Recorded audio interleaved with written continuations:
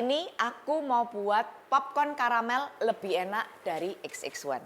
Kita masukkan minyak. Untuk bau lebih harum boleh ditambahkan butter. Nah, tambahkan garam. Ini aku pakai jagung brondong ya. Jangan pakai jagung yang sudah duda atau sudah bau tanah. Masak dengan api besar selama kurang lebih 3-4 menit. Tertutup, jangan dibuka ya. Nanti meledos nang raimu. Tunggu dulu dia pelukuduk sampai dia popping. Pop, pop, pop, pop, pop, pop, pop.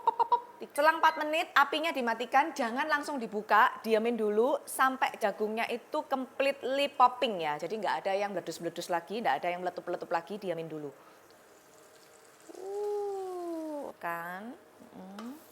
Tuh, cakep kan Bolo. Sekarang aku mau bikin saus karamelnya ya. Kita masukkan gula pasir. Nah, ini gula pasir, sedikit air. Jangan diaduk-aduk gulanya sampai berubah warna menjadi coklat. Nah, kalau warnanya udah golden brown cantik seperti ini, baru kita masukkan butter. Nah, ini kita masukkan butter ya. Nah, masukkan popcornnya. Tuh kan, mulai mengkristal. Dijamin ini rasanya lebih enak dari XX1. So, kalian tadi lihat sendiri kan bahan-bahan yang digunakan itu tidak ada pengawet makanan dan tidak ada pemanis buatan. So, ini benar-benar aman.